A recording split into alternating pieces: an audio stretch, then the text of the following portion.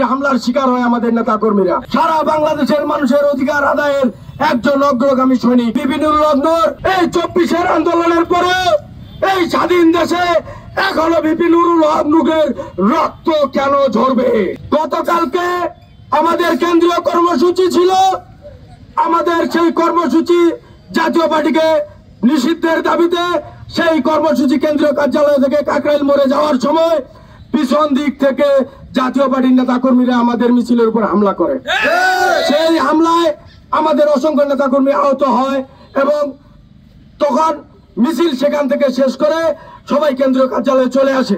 কেন্দ্রীয় কার্যালয়ে আসার পর পরবর্তী কর্মসূচি হিসাবে সংবাদ সম্মেলন এবং মশাল মিছিলের আয়োজন করে।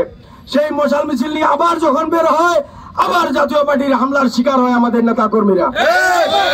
সেই হামলায় আমাদের কেন্দ্রীয় সাধারণ সম্পাদক রাশেদ খান ভাইয়ের আঙ্গুল ফেটে গিয়েছে। তারপরে আমরা যখন কেন্দ্রীয় কার্যালয়ের সামনে বিপিনুরুল হক নূর, রাশেদ খান সহ আমাদের নেতৃবৃন্দ যখন সংবাদ সম্মেলনের প্রস্তুতি নিচ্ছিল, ঠিক সেই সময় বসুন্ধরা ডায়াপেন্ট এখন আরো উন্নত। এই hot air through top sheet দ্রুত শোষণ করে সোনামণিকে দেয় কোমল অনুভূতি। নির্মম ভাবে বিপিনুরকে আহত করে। আজকে বিপিনুরুল হক নূর এখন ঢাকা মেডিকেলের আইসিইউতে ভর্তি আছে। ওনার মাথার হাড় ভেঙে গিয়েছে। আল্লাহ ভালো জানেন আল্লাহ কি করবেন ওনাকে। আমরা দোয়া চাই আপনাদের সবার কাছে। আমাদের এই বাংলাদেশের বিপিনুরুল হক নূর একজন নক্ষত্র। উনি শুধুমাত্র গণ অধিকার পরিষদের নেতা হিসেবে নয়, সারা বাংলাদেশের মানুষের অধিকার আদায়ের একজন অগ্রগামী সৈনিক।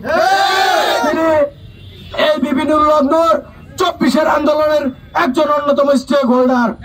সেই স্টেক হোল্ডারের পরিপ্রেক্ষিতে আমি আপনাদের কাছে বলতে চাই, আজকে যেভাবে বিপিনুরুল হক নূর ভাই আহত হয়েছে, ওনার উপর নির্যাতন করা হয়েছে, আমরা সংখ্যাবোধ করছি আগামীতে এই জুলাই আন্দোলনের অন্যান্য যারা নেতারা রয়েছে তাদেরকেও হয়তো একই পরিণতি বোধ করতে হতে পারে।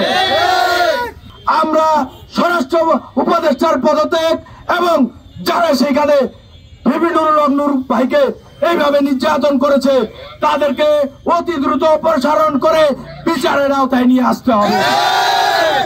গতকালকে কেন্দ্রীয় কর্মসূচিতে 24 ঘন্টার আলটিমেটাম দিয়েছিল। সেই 24 ঘন্টার আলটিমেটামের অংশ হিসাবে আমরা পঞ্চগড় জেলা ছাত্র যুব শ্রমিক গণ অধিকার পরিষদ আজকে রাজপথে এসেছি।